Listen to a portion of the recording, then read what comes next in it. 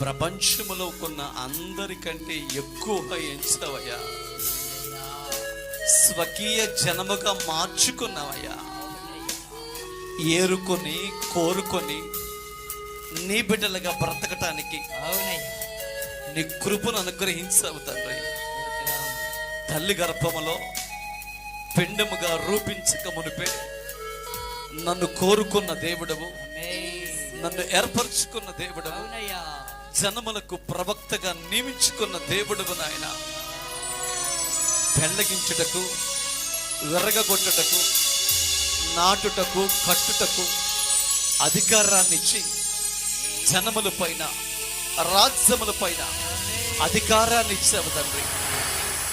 చీకటిలో నుంచి ఆశ్చర్యకరమైన వెలుగులోనికి నన్ను పిలిచి నీ గుణాతిశయములను ప్రచురము చేయి నిమిత్తమని రాజులైన యాజక సమూహముగా నన్ను ఏర్పరచుకున్న దేవానికి స్తోత్రమయ్యా.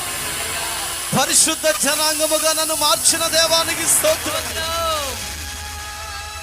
పాపములో శాపములో నలగొట్టబడుతూ దిక్కుతోచని పరిస్థితులలో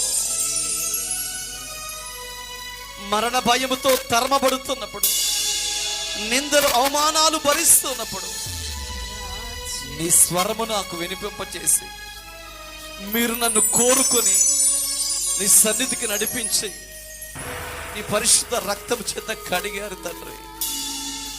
నీ బిడ్డగా బ్రతకడానికి కృపించావయ్యా. నీ వందనాలు చెల్లిస్తున్నాం.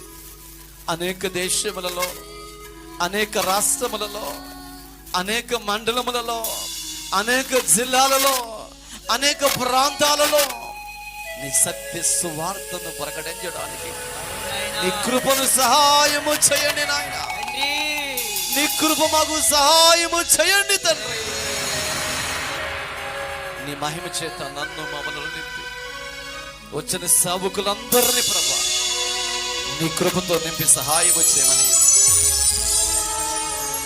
యేసయ్య నామములో స్తుతించి ప్రార్థన చేసి వేడుకొనుచున్నాము తండ్రి. ఆమేన్.